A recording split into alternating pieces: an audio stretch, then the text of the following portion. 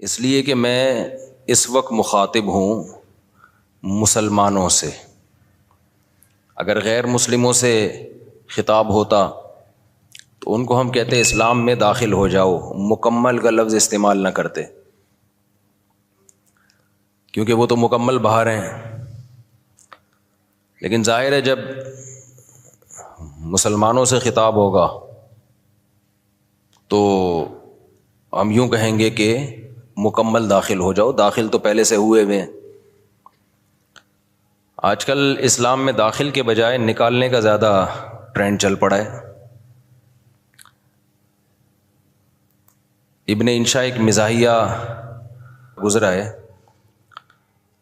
اس نے اپنی کتاب میں لکھا کہ دائرے کی قسمیں، ہوتا ہے نا بچے جیومیٹری سیکھ رہے ہوتے ہیں، تو اس نے ان قسموں میں بتایا کہ ایک دائرہ اسلام کا دائرہ بھی ہے، اور اس میں کارٹون بنایا ہوا تھا ایک مولانا صاحب بیچ میں جو ڈنڈے سے لوگوں کو نکال رہے ہیں، اور بتایا کہ پہلے اس میں لوگوں کو داخل کیا جاتا تھا، آج کل اس سے لوگوں کو نکالا جا رہا ہے. کہتے نہیں یہ دائرہ اسلام سے خارج، یہ دائرہ اسلام سے خارج. بیان میں بیچ بیچ میں جو چیزیں یاد آتی ہیں تو میں جمعہ اور اتوار کے بیان میں کوشش کرتا ہوں ان کو بھی چلاؤں، کیونکہ واضح و نصیحت کی مجلس ہے، جو چیز بھی آ جائے پارسل کر دینی چاہیے، جو بھی خیر کی بات، چاہے وہ موضوع سے ہٹ کے بھی کیوں نہ ہو، اس سے کوئی فرق نہیں پڑتا. یہ جو میں مسلمان کا لفظ استعمال کرتا ہوں، بہت سے لوگوں کو اس پہ بھی اعتراض ہے کہ مسلم ہوتا ہے، مسلمان تو نہیں ہوتا. قرآن و سنت میں ہمیں جو لفظ ملتا ہے وہ کیا ملتا ہے؟ مسلم. تو خوب سمجھ لیں، الفاظ کے بکھیڑوں میں پڑھنے کی ضرورت نہیں ہے. مسلم، مسلمان، اردو میں مسلمان مسلم ہی کو کہتے ہیں. شاید یہ اس طرح سے وجود میں آیا ہے کہ فارسی میں مسلم مسلمان، جیسے طالب سے طالبان، جمع کا صیغہ جو ہے نا، طالب ایک طالب علم کو کہتے ہیں، طالبان بہت سارے طالب، تشنگان علم کہتے ہیں نا، جمع کا صیغہ ہے یہ فارسی میں. تو اردو میں فارسی بہت ہے، تو مسلم سے شاید مسلمان ہوگا، بہت سے مسلم یعنی مسلمز کو کہا جاتا ہوگا، تو پھر بن گیا مسلمان. تو اس میں کوئی کچھ ٹینشن لینے کا نہیں ہے. جیسے لفظ اللہ کو خدا کہہ دینے سے کوئی ٹینشن کی بات نہیں ہے، کوئی اتنے بڑا مسئلہ نہیں ہے. اللہ کو اللہ بھی کہہ سکتے ہیں، خدا بھی کہہ سکتے ہیں. فارسی میں ہے خدا، گاڈ بھی کہہ سکتے ہیں انگلش میں. عمل میں مسلمان بالکل زیرو ہوتا جا رہا ہے، الفاظوں کے بکھیڑوں میں پڑا ہوا ہے. تو بار بار میں بات کہتا ہوں، فرقہ واریت ناموں کو دیکھ کے کہا جاتا ہے مختلف فرقے، ناموں کو ختم کرو، تو ناموں کو ختم کرنے میں ایک نیا فرقہ بنا لیتے ہیں. تو کسی بھی کوئی بھی چیز کی پہچان کچھ بھی بن جاتی ہے. لوگ اپنی آسانی کے لیے نا، زبان جو ہے نا، زبان لینگویج جسے کہتے ہیں ہم، یہ بالکل نیچرل وے میں وجود میں آتی ہے. اس میں آپ اگر کانٹ چھانٹ شروع کر دیں گے تو بہت بڑی مشکل ہو جائے گی. لوگ جب جس چیز کو جو نام دے دیں تو مان لینا چاہیے اس کو. اب یہ جو میں بار بار بتاتا ہوں، یہ میرا ٹاپک نہیں ہے، 2 منٹ میں بس اس کو سمیٹ کے آگے چلتے ہیں، کہ یہ جو دیوبندی، بریلوی، اہل حدیث اور فلانا، ڈمکانا، حنفی، شافی، یہ لوگوں کے دیے ہوئے نام ہیں. یہ غیر مسلم کے مقابلے میں نہیں ہے، یہ مسلمانوں کے آپس کے مقابلے میں ہے. اب جب ایک چیز ہوگی تو اس کو نام تو دیا جائے گا نا. مسلم کے مقابلے میں چاہے دیوبندی ہو، بریلوی ہو، شیعہ ہو، اہل حدیث ہو، جو بھی ہو، غیر مسلم کے مقابلے میں ہم سب کیا ہیں؟ مسلم ہیں. لیکن جب مسلمانوں میں مختلف مکتبہ فکر وجود میں آ گئے تو وہ ایک دوسرے سے فرق کیسے کریں گے؟ مسلم غیر مسلم سے کریں گے. اگر مسلم غیر مسلم سے کریں گے اس کا مطلب آپ دوسرے کو غیر مسلم مان رہے ہو. تو جب مختلف مکاتب فکر وجود میں آ گئے تو ان کا ایک دوسرے سے فرق کرنے کے لیے اسلام کے علاوہ کوئی اور نام دینا پڑے گا. ایک آسان سی مثال دے دیتا ہوں. ہندوستان میں فرقے نہیں تھے تو کچھ لوگ تیجا 40واں کرتے تھے، کچھ تیجا 40واں نہیں کرتے تھے. اب لوگوں نے تو فرق کرنا ہے نا، تو لوگوں نے اپنی آسانی کے لیے نام دے دیا کہ یار جو نہیں کرتے ان کا تعلق زیادہ تر دیوبند کے مدرسے سے ہے، تو لوگوں نے ان کو ہائی لائٹ کر دیا کس نام سے؟ دیوبندی کے نام سے. یہ پبلک کا دیا ہوا نام ہے. اور جو تیجے 40 میں کرتے تھے وہ ایک مکتبہ فکر تھا، ان کے پاس ان کے اپنے دلائل تھے، ان سے چاہے ہم متفق ہوں یا نہ ہوں، لیکن انہوں نے کچھ بنائے دلائل، ان کی رائے تھی. تو جب وہ لوگ بڑی تعداد میں آ گئے اور وہ ربیع الاول میں یہ سب کچھ کرنے لگے جو وہ کرتے ہیں، تو ایک مکتبہ فکر تھا، تو لوگوں نے اس کا نام کیا کر دیا، کیونکہ ان کا تعلق زیادہ تر بریلی سے تھا، تو لوگوں نے خود کیا کہنا شروع کر دیا، بھائی یہ بریلوی ہے۔ اب اگر آپ کہیں نہیں ہم سب مسلم ہیں، تو اس کا مطلب یہ ہوا کہ جو تیجے 40 میں نہیں کر رہے وہ بریلویوں سے فرق کے لیے لوگ ان کو نام دے مسلم۔ اس کا مطلب خود بخود مان لیا کہ جو تیجے کر رہے ہیں وہ غیر مسلم ہیں۔ اس سے فرقہ واریت کم ہوگی یا بڑھے گی؟ وہ کہے گا یار ہمیں تم نے غیر مسلم بنا دیا۔ تو مسلمانوں کے آپس میں جب ڈفرنس ہوگا نا تو اس میں فرق کے لیے یہی نام دیے جائیں گے۔ اب جو لوگ کہتے ہیں میں نہ دیوبندی، نہ بریلوی، نہ اہل حدیث، نہ فلانا، نہ ڈمکانا، تو ہم ان سے کہتے ہیں پھر آپ کا نظریہ کیا ہے، آپ کی سوچ کیا ہے؟ تو جو آپ کی سوچ ہے تو وہ سوچ کے لوگ تو پہلے سے پائے جاتے ہیں، تو وہی تو ہو گیا، نام آپ نے وہ نہیں رکھا لیکن وہ سوچ آپ کی پائی جاتی ہے۔ اور جب آپ اپنے آپ کو کہیں گے مسلم مسلم مسلم، تو یہ غیر مسلم سے فرق کے لیے تو مسلم کہا جائے گا، لیکن آپس میں فرق کے لیے اگر مسلم کہہ رہے ہیں اٹ مینس دوسرا کیا ہے، آپ اس کو غیر مسلم مان رہے ہیں۔ اور آسان کر دیتا ہوں، پھر یہ چلتا ہوں آگے۔ یہ بہت زیادہ فرقے آج کل یہ لفظ بہت زیادہ چلایا جا رہا ہے، اس کے نام پہ فرقے کم نہیں ہو رہے، بنائے جا رہے ہیں، فیکٹریاں لگا دی ہیں فرقے بنانے کی۔ اب بہت سے لوگ کہتے ہیں ہمارا کوئی فرقہ نہیں ہے، حالانکہ اسلام میں سب سے پہلے 2 بڑے فرقے وجود میں آئے ہیں۔ یہ تو بعد کے ہیں نا، کسی نے بریلویت کا نام دے دیا، نام بعد میں آئے ہیں۔ یہ جو سوچ تھی وہ تو بہتوں کی ہمیشہ سے رہی ہے، جو نظریے تھے سب سے پہلے جو وجود میں آئے، جو آج تک قائم ہیں، ان کی بات کر رہا ہوں۔ وہ شیعہ اور سنی وجود میں آئے ہیں۔ شیعہ حضرات کا جو بیسک دعویٰ ہے پنج تن پاک، اہل بیت کو اور حضرت علی کو، دیگر اصحاب رسول پہ فضیلت دینا، ان کے اپنے اصول ہیں، وہ ان اصولوں پر عمل پیرا ہیں۔ وہ 2 نمازیں ہمیشہ اکٹھی پڑھتے ہیں، وہ 3 طلاق کو ایک بھی نہیں مانتے، کچھ ایک مانتے ہیں، کچھ ایک بھی نہیں مانتے۔ حضرت عمر رضی اللہ تعالیٰ عنہ کے فیصلوں کو بالکل لفٹ نہیں کراتے، تبھی وہ متع کو بھی جائز سمجھتے ہیں۔ ان میں بڑے فرق تھے ان کے اندر اور سنیوں کے اندر۔ ان کا عقیدہ بھائی 11 امام ہیں، 12 امام ہیں، وہ امام کو بھی بہت زیادہ امام کو درجہ دیتے ہیں وہ۔ تو جو یہ عقیدوں کے حامل نہیں تھے، جن کا یہ عقیدہ تھا نہیں بھائی قرآن حدیث اور صحابہ، خلفائے راشدین کو بھی ویلیو دینی ہے، تمام صحابہ کو ماننا ہے، ہر نماز اپنے ٹائم پہ پڑھنی ہے۔ سفر میں تو اختلاف ہے اہل سنت والجماعت میں آپس میں، لیکن جب حضر میں ہوں گے تو ہر نماز اپنے ٹائم پہ ہوگی۔ متع حلال نہیں ہے، 3 طلاقیں 3 ہوتی ہیں۔ تو جن کا یہ کانسیپٹ تھا ان کو کیا کہا جانے لگا، اہل سنت والجماعت۔ حالانکہ آپ کہتے نہیں جی ہم فرقوں میں نہیں پڑھیں گے، یہ مسلم ہیں، اس کا مطلب آپ نے ان کو کیا مان لیا، غیر مسلم۔ اگلا قبول کر لیتا اس نعرے کو، وہ کہتا ہے بھائی ہم وہ تو کہہ رہے ہیں ہم تو مسلم ہیں، وہ تھوڑی آپ اس کو 100 دفعہ غیر مسلم کہیں، اگلا ایکسیپٹ کرنے کے لیے تیار نہیں ہے۔ تو علماء نے کیا کیا بھائی ٹینشن سے بچنے کے لیے کہ بھائی 2 مکاتب فکر ہیں، ایک کو اہل سنت والجماعت کہا جاتا ہے اور ایک کو شیعہ کہا جاتا ہے۔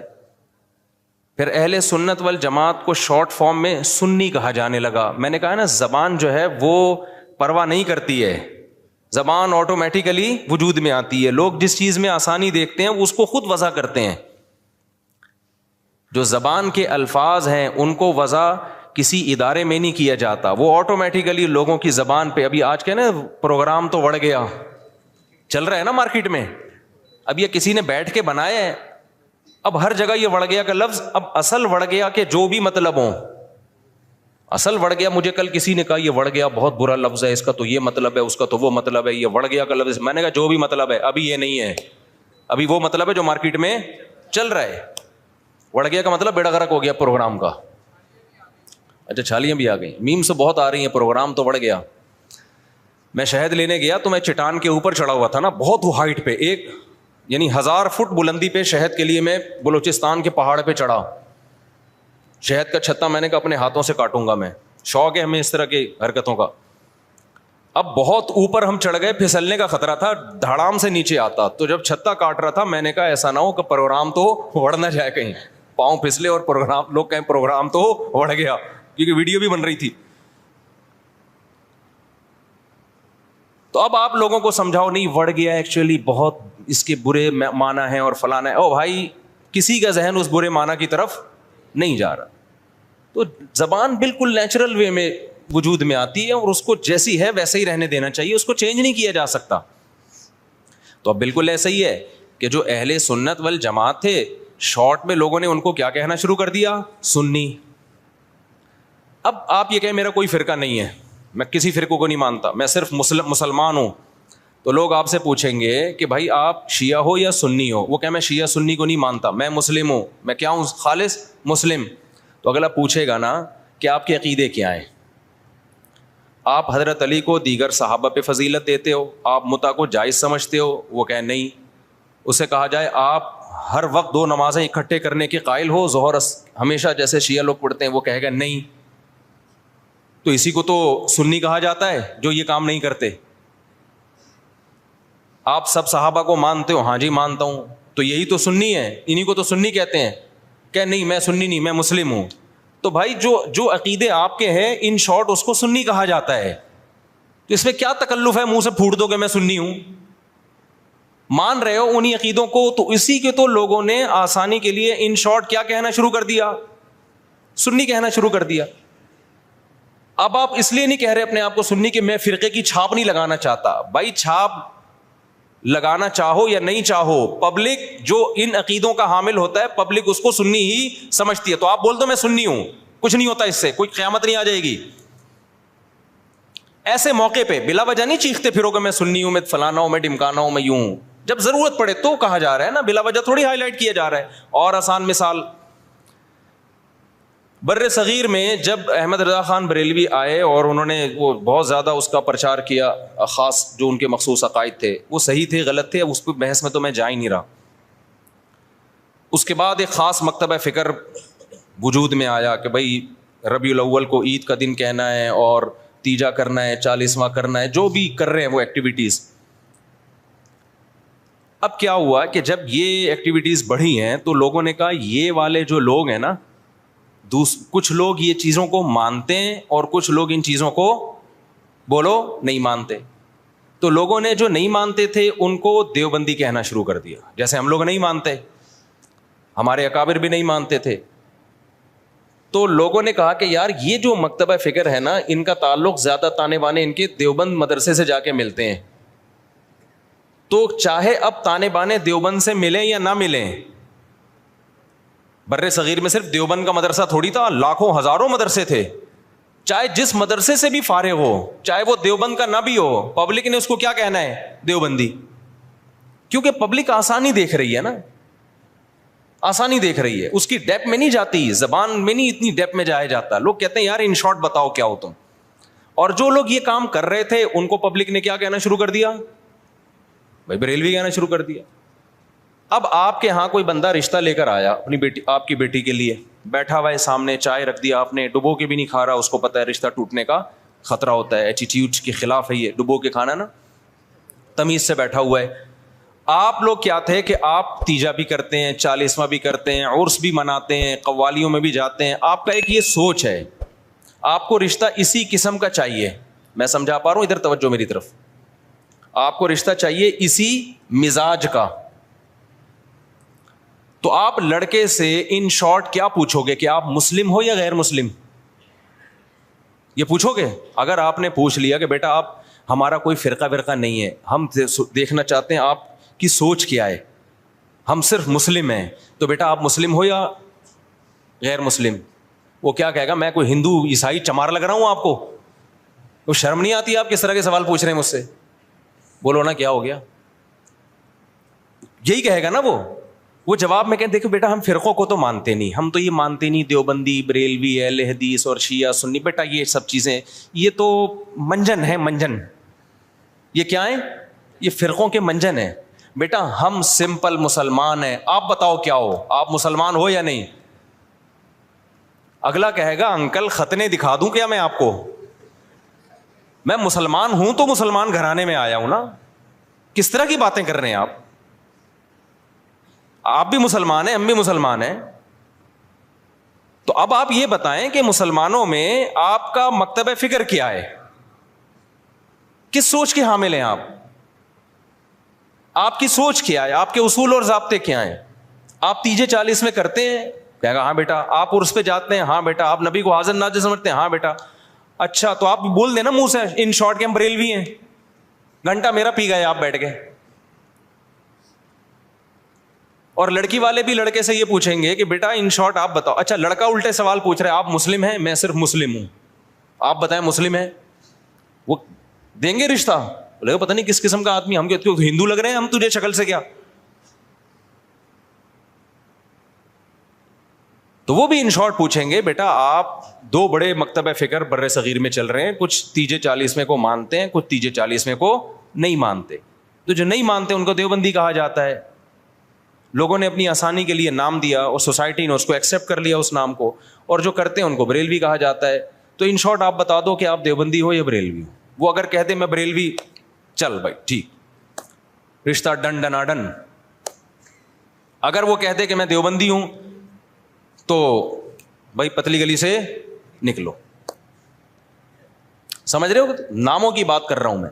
ہاں بلا وجہ اپنا نام ہائی لائٹ کرنا. اچھا ایک اور اس میں ہم اہل حدیث کو بھی اس میں لے لیتے ہیں. اہل حدیث کیا ہے؟ جب شیعہ سنی دو فرقے بڑے وجود میں آئے, جن کا ابھی تک فرقے تو بہت سارے بنے تھے, بہت سارے تو ختم ہی ہو گئے, کیونکہ جو باطل چیزیں زیادہ پنپتی نہیں ہے, اور پنپتی بھی ہے تو ایک جگہ قائم نہیں رہتی. آپ اگر 1200 سال پہلے کے شیعہ کو دیکھ لیں تو الگ تھے, 200 سال بعد والے الگ, آج الگ. تو وہ بہت یعنی ایک جگہ نہیں. آپ اہل سنت والجماعت کو دیکھیں گے نا تو جو 1200-1300 سال پہلے تھے آج بھی اسی ٹریک پر ہیں وہ. خاص طور پر جو ان چاروں مکاتب فکر کو فالو کرتے ہیں, حنفی, مالکی, شافعی, حنبلی, ان کے اصول 1300 سال پہلے لکھ لیے گئے تھے, مسائل بھی لکھ لیے گئے تھے, تو اب اس سے ہٹتے نہیں ہیں یہ. آپ کو حنفی 800 سال پہلے کا بھی وہی نظر آئے گا جو آج تھا, شافعی 800 سال پہلے کا بھی ویسے ہی نظر آئے گا جیسا آج تھا. اگر تبدیلی ہوئی ہے تو بدعت کے حوالے سے ہوئی ہے, کسی میں بدعتیں آ گئیں, کسی میں بدعتیں کوئی ایکسٹریم لیول پہ ادھر چلا گیا, کوئی مسائل کے معاملے کی بات کر رہا ہوں. جو اسلامک لا ہے, لا نہیں چینج ہوا کیونکہ وہ ریٹن فارم میں آ چکا تھا پہلے. تو اب میں عرض کر رہا تھا کہ دو فرقے بڑے وجود میں آ گئے. ایک کو کیا کہا جاتا تھا؟ شیعہ. ایک کو کیا کہا جاتا تھا؟ سنی.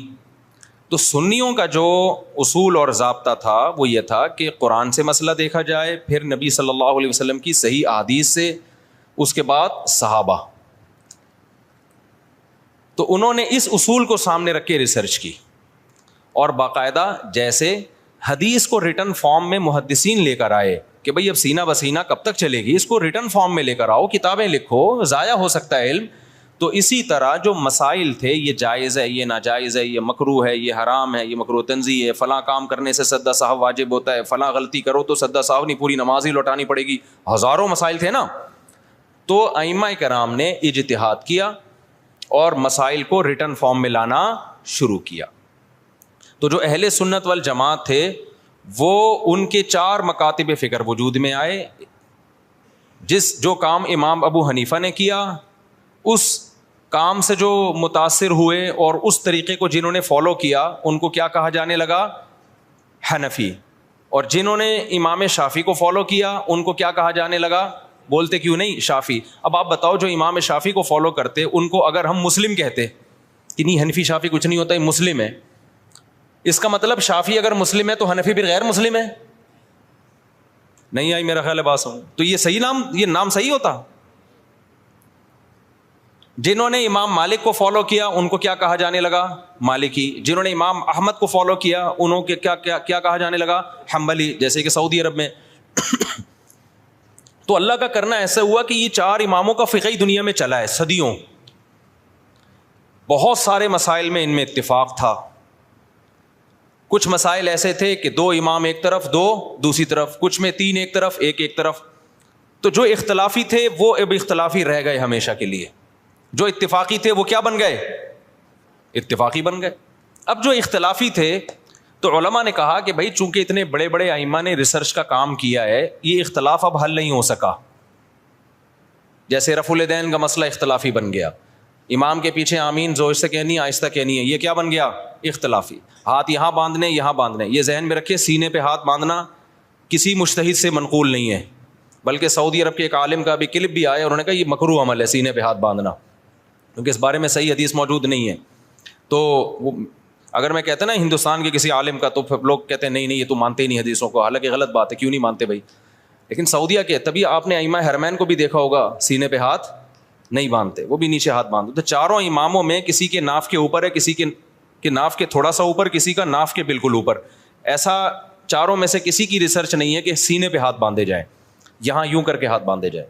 خیر جو باندھتے ہیں ہمیں ان سے کوئی چڑ نہیں ہے، کوئی اتنا بڑا ایشو نہیں ہے یہ. میں تو صرف یہ بتا رہا ہوں کہ یہ جو الزام لگایا جاتا ہے نا کہ یہ لوگ حدیثوں کو نہیں مانتے، یہ الزام غلط ہے. کیونکہ حدیثوں میں ہوتا نا تو یہ چار اتنے بڑے بڑے مجتہدین جن کو پوری امت نے، جو تابعین تبع تابعین کے دور کے لوگ تھے، ان کو تو حدیثیں زیادہ پہنچی تھیں اور حدیث کی سند کی تحقیق یہ زیادہ اچھے طریقے سے کر سکتے تھے، یہ قائل ہوتے اس کے. تو ابن خزیمہ کی جو روایت ہے سینے پہ ہاتھ باندھنے والی، وہ صحیح روایت نہیں ہے. مصیبت آج کل یہ ہے کہ آپ کا جو مذہب ہوتا ہے، آپ وہ حدیث کو لازمی صحیح کہنا ہے مارکیٹ میں جو چل رہا ہے، اور جو مخالف کی دلیل ہے وہ لازمی کیا ہے، پہلی نظر میں ہی ضعیف ہے. یہ چل رہا ہے مارکیٹ میں. خیر، تو ان چاروں اماموں میں جب اختلاف کچھ باقی رہ گیا تو امت کے بڑے بڑے علماء نے فتویٰ دیا کہ بھائی اب یہ اختلاف ختم کرنا ممکن بولو نہیں ہے، کیونکہ صحابہ میں یہ اختلاف تھا. کوئی یہاں ہاتھ باندھتا، کوئی ہاتھ چھوڑ کے نماز پڑھتا. صحابہ میں صحیح حدیث سے ثابت ہے ایک صحابی ہاتھ چھوڑ کے نماز پڑھتے تھے، اور یہ بھی ثابت ہے صحیح سند سے کہ مدینہ والے ہاتھ چھوڑ کے نماز پڑھتے تھے. تو امام مالک نے کہا کہ بھئی مدینہ والے جب ہاتھ چھوڑ کے نماز پڑھ رہے ہیں تو نبی کی آخری نماز تو انہوں نے دیکھی ہے، تو میں ہاتھ چھوڑ کے نماز کے قائل ہوں. ٹھیک ہے، ہاتھ باندھنے والی حدیثیں ہیں لیکن وہ پرانے زمانے کی ہیں. مدینہ کس کو فالو کر رہا ہے؟ نبی کے آخری عمل کو فالو کر رہا ہے، تو میں ہاتھ چھوڑ کے نماز. تبھی مالکیہ پوری دنیا میں جہاں بھی ہیں کیسے نماز پڑھتے ہیں؟ بولتے کیوں نہیں؟ ہاتھ چھوڑ کے. اب کبھی ہمیں ہاتھ چھوڑا ہوا بندہ نظر آ جائے نماز پڑھ رہا ہے تو ہمیں اشکال ہوتا ہے، یار ساری دنیا تو ہاتھ باندھ کے نماز پڑھ رہی ہے، یہ کیوں چھوڑ رہا ہے؟ تو ہم بجائے اس کے کہ بولیں یہ مسلم ہے یا میں مسلم ہوں، تو کیا مطلب وہ غیر مسلم، وہ ہندو ہے وہ؟ تو ان شارٹ ہم کیا کہتے ہیں، یہ فقہ مالکیہ کو فالو کرتے ہیں. یہ کیا کرتے ہیں بھائی؟ یعنی مالکی ہیں. یہ کیا مطلب؟ یہ امام مالک کی جو تحقیق ہے اس کو زیادہ اس پر اعتماد کرتے ہیں. حدیثوں میں تو سب کچھ ملے گا آپ کو. جب سب کچھ ملے گا تو کسی نے ایک حدیث کو ترجیح دی، دوسری میں تعویل کی، کسی نے دوسری کو ترجیح دی، اس والی حدیث میں تعویل کی. میں سمجھا پا رہا ہوں اپنی بات؟ اور یار بہت سے نئے لوگ آ جاتے ہیں تو پرانی مثال دوبارہ ریپیٹ کر دیتا ہوں تاکہ یہ ٹاپک منجی ٹھک جائے، اس ٹاپک کی ایک دفعہ کمپلیٹ ہو جائے. پروگرام بڑے نہیں. دیکھو نبی صلی اللہ علیہ وسلم نے بنو قریظہ کی طرف، بخاری مسلم کی حدیث ہے، ایک لشکر کو روانہ کیا. خوب غور سے سننا تاکہ یہ فرقہ واریت کے نام پہ جو گند پھیلایا جا رہا ہے نا معاشرے میں، پہلے فرقہ واریت پھیلائی جا رہی تھی لیکن صاف پتہ چلتا تھا یہ فرقہ پرست ہے. اب لیبل لگایا جا رہا ہے اتحاد امت کا، لیبل چینج کر دیا لیکن فرقہ واریت پہلے سے زیادہ پھیلائی جا رہی ہے. لیبل چینج ہو رہا ہے اب خالی، یعنی اس طریقے سے پھیلائی جا رہی ہے کہ سانپ بھی مر جائے اور لاٹھی بھی نہ ٹوٹے. تو دیکھو نبی صلی اللہ علیہ وسلم نے بنو قریظہ کی طرف لشکر روانہ کیا. صحابہ کرام کا توجہ ہے نا آپ کی میری طرف. جب لشکر روانہ کیا تو آپ صلی اللہ علیہ وسلم نے صحابہ سے فرمایا کہ تم میں سے کوئی عصر کی نماز اس وقت تک نہ پڑھے جب تک بنو قریظہ نہ پہنچ جائے. اب صحابہ کے پاس اس سے زیادہ صحیح حدیث کوئی ہو سکتی تھی؟ اس کی تو کوئی سند بھی نہیں ہے، ڈائریکٹ سن رہے ہیں نبی کے زبان اقدس سے. جتنے بھی صحابہ تھے نبی نے سب کو کہا عصر کی نماز جب تک بنو قریظہ نہ پہنچ جاؤ تمہیں پڑھنے کی اجازت. جملہ کمپلیٹ کریں نہیں ہے. اللہ کی قدرت کے جب راستے میں وہ گئے ہیں تو نماز قضا ہونے لگی، دیر ہو گئی ان کو مقام تک پہنچنے میں. اب صحابہ پریشان ہو گئے، بھائی اب پڑھیں گے نہیں پڑھیں؟ بعض حضرات نے کہا بھائی نبی کا آرڈر ہے نہیں پڑھنی، قضا کریں گے نماز، کیونکہ ہم تو نبی کے حکم کے محتاج ہیں. ہم پڑھتے کیوں تھے؟ نبی نے حکم دیا تھا نا، تو جب نبی نے چھوڑنے کا حکم دیا ہے تو چھوڑیں گے ہم. دوسرے صحابہ نے کہا کہ نہیں بھائی، نبی کا مطلب یہ تھوڑی تھا کہ قضا کر دو. آپ جب کسی کو بھیجتے ہیں کہ بھائی یہاں سے حیدرآباد جا رہے ہو، دیکھو بیٹا وہیں پہ نماز پڑھنا، راستے میں خطرہ ہے، کوئی بھی مسئلہ ہو سکتا ہے، تو مطلب یہ آپ کو یقین ہے کہ عصر تک پہنچ جائے گا. قضا کرنے کی تھوڑی اجازت ہے، کیونکہ قرآن میں آتا ہے حافظوا علی الصلوات والصلاۃ الوسطی، درمیانی نمازوں کی حفاظت کرو. درمیانی تو عصر کی نماز ہے، اس کی تو خاص تاکید ہے. تو نبی کا حکم تو یہ ہے لیکن نبی کا مقصد یہ بولو نہیں تھا. نبی عالم الغیب تھوڑی ہے, ان کو کیا پتا تھا کہ یہ قضا کر لیں گے, تو اس لیے ہم پڑھیں گے. اب دو جماعتیں بن گئیں, ایک نے کہا ہماری رائے ہے کہ ہم نے پڑھنی ہے, دوسرے نے کہا ہماری رائے ہے کہ ہم نے. دونوں کا مقصد کیا خواہش نفس تھا. اب اگر وہ دونوں پھٹا شروع کر دیتے وہاں پہ کہ تو حدیث کا منکر ہے, معاذ اللہ نقل کفر منجن بیچ رہے ہو تم لوگ, ہمارے پاس صحیح حدیث ہے, نبی نے کہا ہے کہ نہیں پڑھنی, بس ہم نہیں پڑھیں گے, اور جو نہیں پڑھے گا ہمارے ساتھ, جو پڑھے گا وہ دائرہ اسلام سے خارج ہے, وہ حدیث کا منکر ہے, وہ گمراہ ہے, وہ جہنمی فرقوں میں ہے. اس سے فرقہ واریت کم ہوتی یا بڑھتی؟ بولتے کیوں نہیں؟ لڑائی پیدا ہوتی, پھڈا پیدا ہوتا. جن کا خیال تھا نہیں پڑھنی, انہوں نے کہا بھائی ہمیں یہ سمجھ میں آ رہا ہے, اب نبی موجود تو ہے نہیں کہ ہم ان سے پوچھیں یا رسول اللہ آپ کا مطلب کیا تھا. رابطہ بھی نہیں ہے, کوئی فون بھی نہیں تھا اس زمانے میں. دوسرے فریق نے کہا بھائی ہمیں تو یہی لگ رہا ہے کہ نبی کا یہ مفہوم نہیں تھا, وہ تو ہمیں آسانی کے لیے نبی نے حکم دیا تھا, راستے میں خطرات ہوتے ہیں, اب قضا تھوڑی ہو سکتی ہے, ہمیشہ پڑھی ہے بھائی, تو آج بھی پڑھیں گے ہم. انہوں نے پڑھ لی. اب انہوں نے نہیں پڑھنے والوں کو یہ نہیں کہا کہ تم تو مطلب ہی نہیں سمجھتے حدیثوں کا, تمہارے مطلب کھوپڑی میں سینس. آج کل فروعی مسائل میں اسی طرح چیلنج کیا جاتا ہے نا, جب فروعی مسائل میں اختلاف کو ذکر کیا جاتا ہے تو مذہبی اسکالر کا ایٹیٹیوڈ یہی ہوتا ہے, بدتمیزی والا. تو صحابہ میں سے جن کا خیال تھا پڑھنی چاہیے پڑھ لی, جن کا خیال تھا نہیں پڑھنی چاہیے نہیں پڑھی. دو مکتب فکر وجود میں آ گئے کہ نہیں آ گئے اس لحاظ سے وقتی طور پہ. اچھا, دونوں نے ایک دوسرے کے پیچھے نمازیں بھی نہیں پڑھی, یہ بھی ذہن میں رکھیں. جب وہ پڑھ رہے تھے تو انہوں نے ان کی اقتدا نہیں کی ہے, ان کا خیال تھا یہ غلطی پر ہے. جب ایک جماعت نماز پڑھ رہی تھی تو دوسرے نے یہ ان کے پیچھے نماز نہیں پڑھی, کیونکہ ان کا خیال یہ تھا بھائی نبی کا مقصد, نبی نے حکم دیا نہیں پڑھنی ہے تو ہم کیسے پڑھ لیں. تو وہاں کسی نے فتویٰ نہیں لگایا کہ یہ دونوں ایک دوسرے کے پیچھے نمازیں ہی نہیں پڑھتے, یہ تو ویسے ہی کیا ہیں, گمراہ ہیں. بھائی کیسے پڑھے, ان کی رائے یہ کہ یہ ٹھیک نہیں کر رہے, اس لیے نہیں پڑھی انہوں نے نماز. تو میری اگر رائے یہ ہے کہ یہ والا مکتبہ فکر سنت کے مطابق نماز نہیں پڑھتا, یا ایسے نماز پڑھتا ہے کہ میری رائے کے مطابق وہ شرائط ہی نماز کی پوری نہیں ہوتی, تو میں نہیں پڑھوں گا. آپ مجھے کیوں گن پوائنٹ پہ مجبور کر رہے ہیں کہ پڑھو اس کے پیچھے آپ فرقہ واریت کو ختم کرنے کے لیے؟ اس سے فرقہ واریت تھوڑی ختم ہوگی. فرقہ واریت کیسے ختم ہوگی؟ جو صحابہ کا ایٹیٹیوڈ تھا, جس نے پڑھنی ہے پڑھ لے, نہیں پڑھنی ہے نہیں پڑھے. کسی نے گن رکھ کے دوسرے کو نہ پڑھوانے کی کوشش کی اور نہ چھڑوانے کی کوشش کی. میں سمجھا پا رہا ہوں, خدا کی قسم قدر کر لو ان باتوں کی, قدر کر لو, قدر کر لو ان باتوں کی. یہ جو آج کل نئے نئے اسکالر جراثیم پیدا کر رہے ہیں نا, یہ بہت خطرناک جراثیم ہے, ان سے تم گمراہ ہو جاؤ گے. پھر کیا ہوا جب یہ فریق نبی کی خدمت میں پہنچا ہے واپس, نبی کو اطلاع دی گئی کہ ایک نے ایسا کیا دوسرے نے ایسا کیا, نبی نے کسی کو ملامت بولو نہیں کی. یہاں سے فقہا کو ایک اصول مل گیا قیامت تک کے لیے, بھائی حدیث کی تشریح میں اگر اختلاف ہوگا تو وہ اختلاف برا نہیں ہے. میں سمجھا پا رہا ہوں اپنی بات؟ اگر حدیث کی تشریح میں اختلاف, دیکھو جن صحابہ نے نماز چھوڑی انہوں نے حدیث کے الفاظ لیے, ایسا ہی ہے نا. جنہوں نے نماز پڑھی کیا انہوں نے حدیث نہیں لی؟ انہوں نے لی. انہوں نے حدیث میں تعویل کی, انہوں نے کہا حدیث کا یہ مطلب نہیں ہے. کیوں نہیں ہے بھائی یہ مطلب؟ کیوں نہیں ہے؟ اس لیے کہ قرآن کہہ رہے ہیں اثر کی حفاظت کرنی ہے, تو قرآن کا بھی تو حکم ہے نا, اس کو بھی تو فالو کرنا ہے. اب اگر کوئی ہمارے سامنے حدیث کا ریفرنس پیش کرتا ہے اور ہمارے خلاف جاتا ہے, ہم کہتے ہیں حدیث کا یہ مطلب نہیں ہے, تو 2-2 فٹ توے پر اچھلنے شروع کر دیتا ہے وہ کہ دیکھو نبی کی حدیث آئی, بجائے سینے سے لگانے کے فوراً کہہ رہے ہیں حدیث کا یہ مطلب نہیں ہے. یعنی یہ بتائیں گے ہمیں کیا مطلب ہے. اور بھائی ہم جو مطلب دوسرا بتا رہے ہیں وہ اس لیے بتا رہے ہیں کہ اس کے مقابلے میں دیگر دلائل کو بھی تو دیکھو, قرآن کو بھی تو دیکھو, حدیث متواتر کو بھی تو دیکھو. اس لیے ابن قیم رحمہ اللہ تعالیٰ نے ان صحابہ کی رائے کو زیادہ ترجیح دی ہے جنہوں نے نماز پڑھی ہے.